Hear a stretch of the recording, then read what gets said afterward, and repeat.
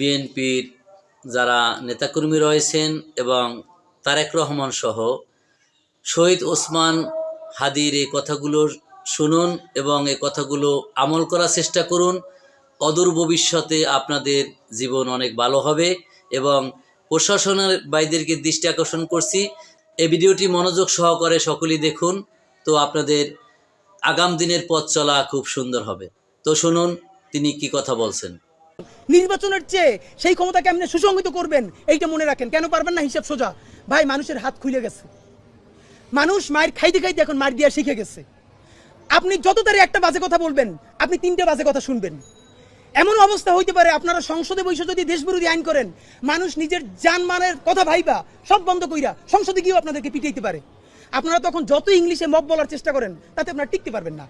সুতরাং আপনারা জনতার রাজনীতিতে ফিরেন। এই যে আগে যারা আওয়ামী লীগ চেটেছে 15 বছর ধরে, সেই চাটাটা এখন জিব্বাটা একটু একবার কুলি করে বিএনপির দিকে জিব্বা বাড়িয়ে দিয়েছে।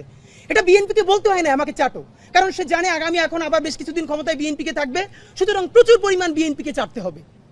আপনারা নইলে আপনারা বলেন কোন নৈতিকতার দায়ে আপনারা, আমি 3 থেকে 4টা মিডিয়া হাউসের ভাইদের সাথে ইনফরমালি কথা বলে বোঝার চেষ্টা করেছি যে ভাই সত্য করে বলেন আপনারা কি এটা জানতেন না?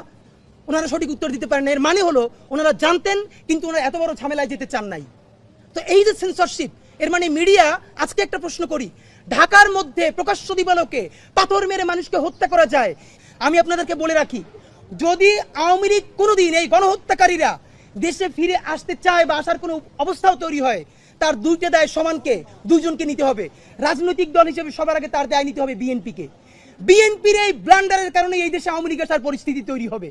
আর দ্বিতীয়ত এই সুশীল এনজিওবাদী সরকার।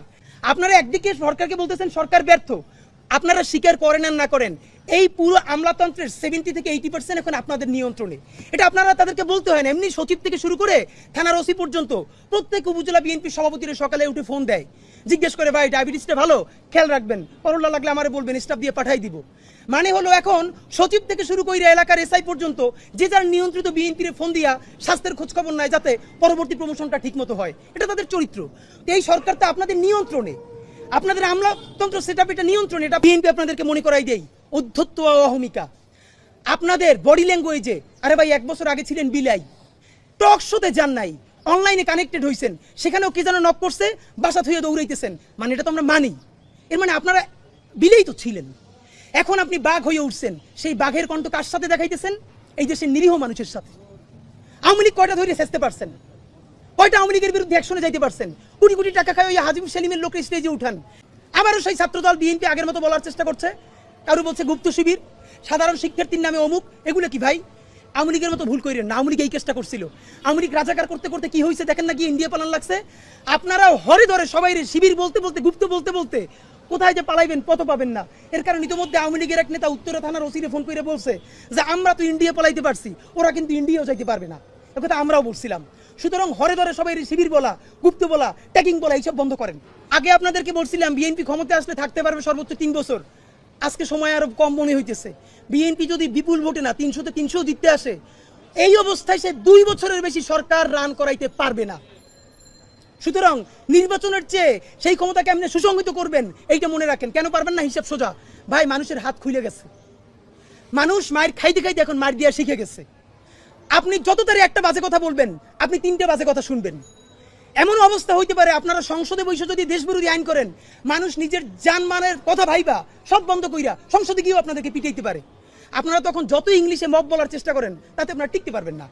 সুতরাং আপনারা জনতার রাজনীতিতে ফিরেন। আপনারা যদি জুলাইয়ের ঘোষণাপত্র, জুলাই সনদ, নতুন সংবিধান এবং ফ্যাসিবাদ বিরোধী রাষ্ট্র কাঠামো ভাঙা নতুন বাংলাদেশ নির্মাণের রাজনীতিতে নামতে পারেন, তাইলে আপনারা দেশের রাজনীতিতে ভ্যালিড থাকবেন, প্রাসঙ্গিক থাকবেন।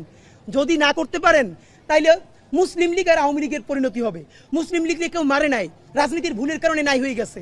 আর যেই দেশের নেতৃত্বে এই দেশ স্বাধীনতা হয়েছে মাত্র 54 বছর আগে, সেই দল সব কিছু নিয়ে পালাইছে।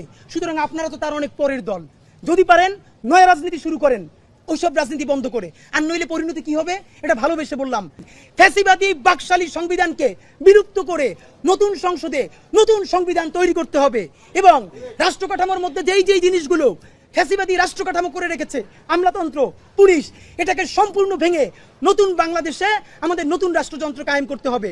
এই জন্য যে কোনো দলে হোক, ব্যানারে হোক, সেটা যে কোনো নামে হোক, সারা বাংলাদেশের জুলাই যোদ্ধারা, ইনসাফের বাংলাদেশের মানুষেরা আপনারা একতাবদ্ধ হন।